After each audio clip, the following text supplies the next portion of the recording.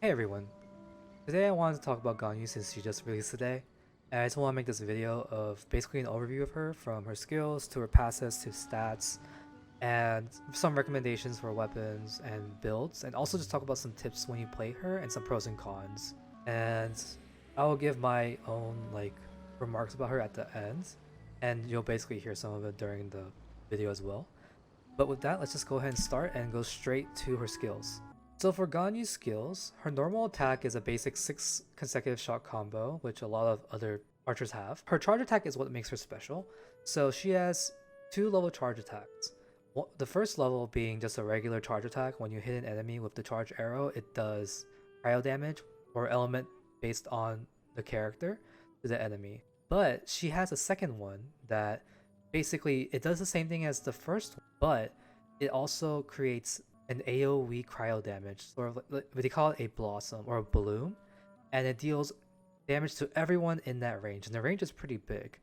Along with that, the multipliers for her charge level 2 skill is very high. Okay, so next is her elemental skill. So when you use her elemental skill, she summons a lotus onto the field, and when she summons it, she deals AoE cryo damage to anyone within the range of that lotus, and she also backsteps from the lotus. And while the lotus is on the field, it taunts enemies and basically makes enemies attack it instead of yourself. And the lotus does have endurance, so it can be destroyed. But once it's destroyed, or once the duration of the lotus is over, which is 6 seconds, it will cause AoE damage, AoE cryo damage. And then lastly, her elemental burst. For her elemental burst, she summons a ice spear basically from where she is to go straight directly above her, and she creates this AoE field from it. And enemies within the AoE field, they will take a bunch of cryo damage. It'll just be raining shards of ice, and it has 15 seconds of duration, so it's a really long energy burst skill and duration. Okay, along with that, let's go straight to her passives. So her first passive is Undivided Heart. Basically, after firing her charge level 2, the crit rate of subsequent charge level 2 arrows will have 20% increase in crit rate, but you have to do it within 5 seconds. And every time you do a level 2, it'll just reset the stack. So you can just, if you just indefinitely use your charge level 2, it will just consistently stack, or you'll have consistent 20% crit rate for your charge arrow basically. And then next is Harmony Between Heaven and Earth, and this is for her elemental burst. Basically, when you use her elemental burst, any party member within the AoE created by the elemental burst, it will grant them 20% cryo damage bonus. So this is great for like characters that are cryo and do cryo damage, but also if you use like Chongyun's like field to like give other people cryo attunement to their weapons, it will also increase their attack or their damage by 20%. Okay, and then lastly, her world skill is basically Preserve for the Hunt. Basically, when you make bow weapons at the blacksmith, you get 50% of the ore back. So it's just like a basic one. Okay, next let's talk about her stats. So I'll be talking about her HP, attack, and defense, and then her ascension stuff. So first, let's talk about her HP. From level 1, she starts at 763 HP, and until level 90, she goes all the way up to 9,797. I'll have all of the stats from before Ascension and after Ascension as well on the chart right here. Okay, next let's talk about her attack. She starts at 26 attack at level 1 and goes all the way up to 335 attack at level 90. She has the highest attack base in the game along with the Luke. Just slap on some good attack percents or other stuff and she'll just have huge numbers for her attack. And lastly, for her defense, she starts at 49 for level 1, goes all the way up to 630 defense at level 90. Okay, next let's talk about her Ascension stats. So the stat that goes up for her for Ascension is crit damage. And from her base to all the way up to her max Ascension, it goes from 0% all the way up to 38.4%. Okay, next let's talk about her Constellations. So for her C1, she basically, when you do her charge level 2 attack, and you hit an enemy with either the first part, which is the single arrow, or the AoE caused by the charge level 2, it will decrease all the opponents hit by those things by 15% for 6 seconds. And there's like no cooldown between like stacks, so you can just like reset the stack over and over again so they have a consistent 15% decrease. And every time you hit with the charge level 2, you will get 2 energy back. But don't confuse this with like getting for every enemy hit. It's just, it only counts for one enemy. So every time you do a level 2, it only gives back 2 energy back. It won't give you more than that per hit. Or per charge, basically. So be wary of that. I would say C1 is pretty good. If you're going for C1, or if you want to get one constellation, this would be basically it, in my opinion. Like, if you just want to go for C1, I would say it's worth it. So for C2, it adds basically one additional charge to her elemental skill, which is the Lotus. And it's just nice for having extra energy recharge and just having more damage, I guess, overall. But it's not like super great or like super like, oh, I need this type of like constellation, in my opinion. Next is the third constellation, which is basically increasing the level of her elemental burst by 3 levels. And I mean, it's just increasing by 3 levels. Go for it if you want. It's your decision. For C4 is interesting. So like, this is very good for everyone as a whole. A lot of Ganyu's kits are very for her or for cryo people because they are related to cryo resistance or cryo damage. So when basically enemies are in the AoE caused by your elemental burst, it increases their damage taken by 5%, starting at 5%, and for every 3 seconds after that, it increases by another 5%, and it goes all the way up to 25%. And it basically stays on the opponent for 3 seconds. So like if they leave the AoE, or if the AoE is finished, it will stay on them for 3 more seconds after that. So this is a very, very good constellation if you want to do like, actually a lot of things, like support, main DPS, anything. This benefits everyone in your party, just with the amount of extra damage they do. And it's a great constellation if you're going to go for like all the way. I would say C4 is probably the best place to stop in my opinion. Okay, and then C5, basically her Lotus gets an extra 3 levels. Same thing as C3, it just makes damage output higher. I wouldn't say it's really worth it. And then C6, when you use her elemental skill, which is her Lotus, it causes the next shot, like basically the Frostflake, the level 2, to not be charged. You can just instantly hit it. So it's just like more of a convenience thing in my opinion. Like it does let you do a lot more damage quickly. And if you have 2 charges, you can just do E charge attack like instantly. But it's like I said, it's not super like, oh my gosh, it's amazing. In my opinion, I would say C4 would be a good place to stop, but C6 is a really nice additive to her kit, and it will make her a lot easier and a lot easier to DPS with, and just do a lot more with her, honestly. Okay, so for weapon recommendations, I'm gonna separate between free to play and non-free to play, basically. So for her first one, I would definitely recommend Prototype Crescent, and the second, I would definitely recommend Ravenbow. And for Prototype, I recommend it because it has a pretty high attack base. It goes all the way to 510. It has a attack percent substat, which is really nice on her. And her skill also increases her attack and her movement speed by a lot. And I mean, you need luck to get the Prototype, but the fact that you use her charge attack a lot, and a lot of enemies have weak points in general, it's honestly, in my opinion, a very good fit for her. Even with the other bows, like the non-free to play bows, I think this is still a good bow to have on her. Okay, and then with the Raven bow, I think it synergizes really well with reactions, especially for cryo, because if you're going to do melt, it's going to hit pyro, and that's one of the elements that take increased damage from it.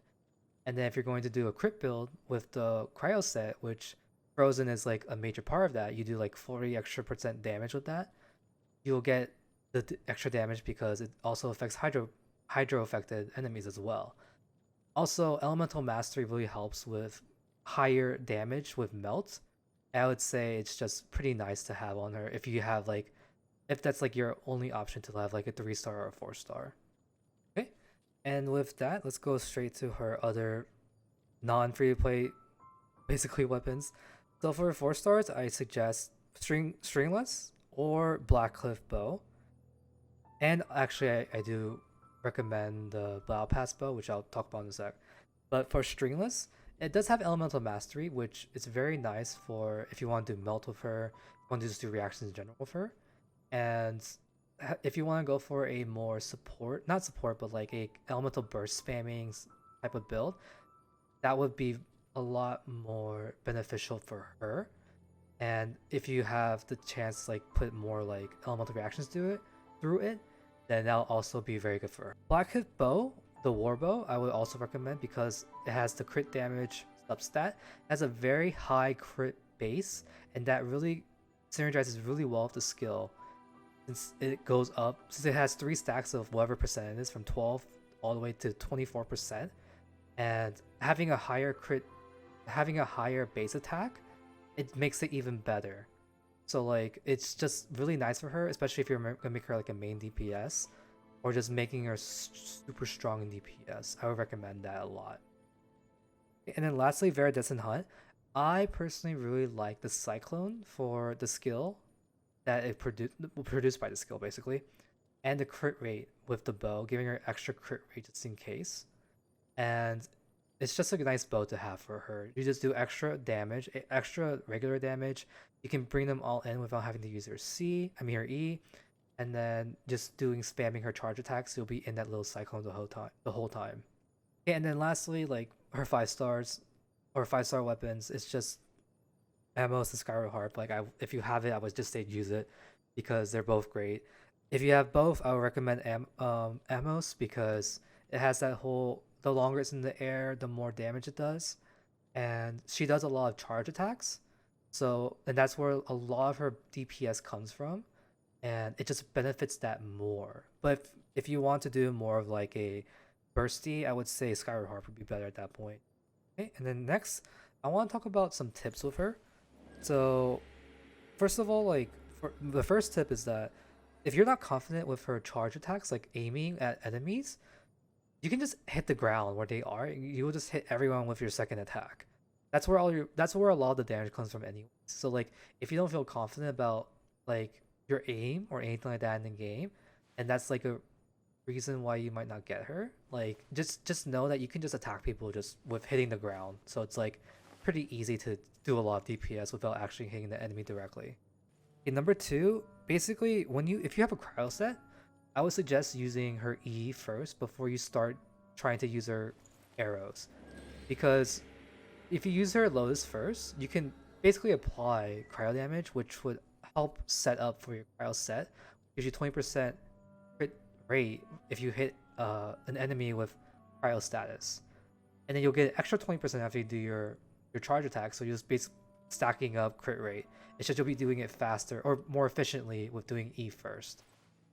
Okay, and then lastly, like if you're gonna go for main DPS, like go into charge mode, like pressing R on the keyboard or whatever you have it to on your phone or whatever. It just makes it faster compared to like holding down the button and then charging it yourself. Like overall, it's just easier and more consistent and just a lot faster in general. And it's like less effort to like basically charge your attacks.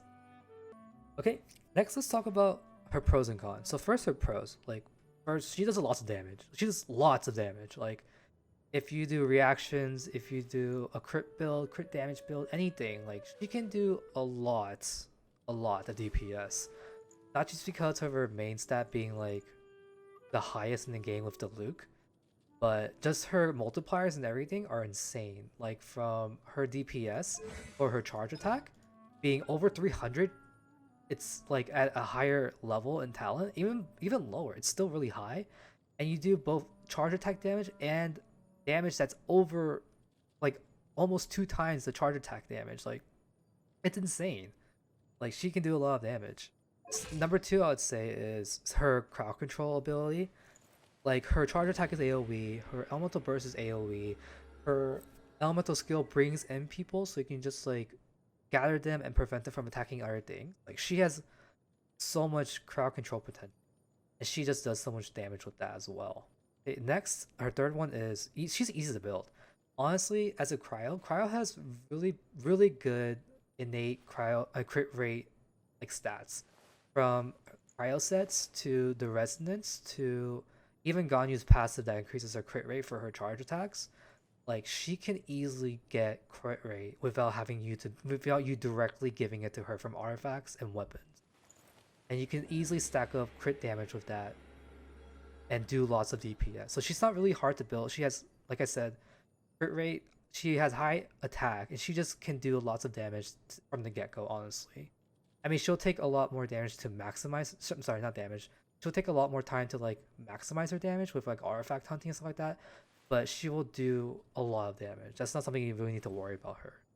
Next, she's really good at buffing herself. So a lot of the buffs in this game, like and for her, are basically for Cryo, which is her and other Cryo users. But she directly gets benefited a lot from them.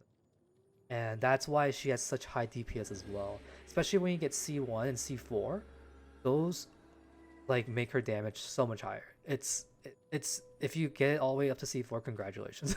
But even without those, she just adds so much damage potential to herself, from attack bonuses and stuff like that.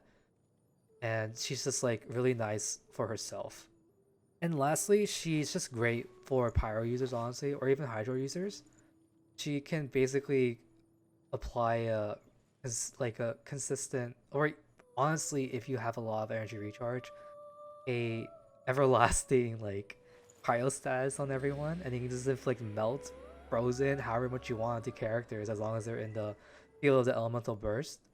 Because you'll just be raining down cryo ice shards, and you'll just be applying the deep cryo buff, I mean debuff the whole time, and she can just make everyone else's DPS so much better. Okay, so next let's talk about her cons. So one of my biggest things about her is that I am not too fond of like archer type characters, honestly. And if you want her to be like one of your main DPS, that's basically the gameplay you're gonna be playing for a lot as, because that's where a lot of her damage comes from. And if you don't like that type of game style, I would suggest not getting her, because that is like a huge part of her. But if that doesn't like hinder you, or if you're just gonna use it for elemental burst, I would say just like that's just my biggest gripe, because I just don't like this type of playstyle. But if you're fine with it, I mean, then she'll be great for you. Second is her reactions and the cryo set. I talked about this before, but basically when you're doing melt and you have a cryo set on her, the 4Ps is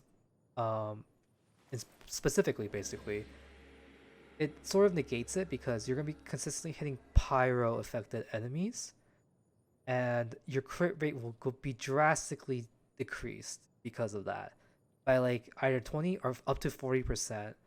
I mean, you'll have the 20% from the charge attack itself, but overall you won't get that extra 20 to 40% if you're going to consistently do melt. But this is only for melt, mind you.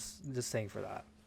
Third is she has one of the lowest HPs, and honestly one of the lowest like defense. Probably not the lowest, but pretty low. So you have to be really careful of her, because she can, if you're not careful, she's gonna die. So just be wary of her low HP and her low defense, because you are gonna be building her with more crit damage, crit rate, attack, or like anything DPS related. And then lastly, a lot of her buffs, if you're wanting to use her as like a support, like for other characters, she's only really beneficial for cryo users. Unless you ever a C4, which I doubt a lot of people would like get that, she basically is a cryo buffer, not really a other character buffer besides like reactions for pyro. But if you're trying to like raise people's attacks, raise people's like elemental like damage, stuff like that, non-reaction wise, she's not the type of character to like build for that. Okay, so next let's talk about some builds. So first we'll talk about like a main DPS build. So a good one for that would be focusing on crit damage with a cryo set. And I say this because if you have a cryo set, you have a lot of crit rates. She has a nick 20% crit rate just from her charge attack when you just basically use it. And then she also has extra 20% from this 4P when you hit an enemy that is affected by cryo. And then an extra 20% above that if you hit an enemy that's frozen.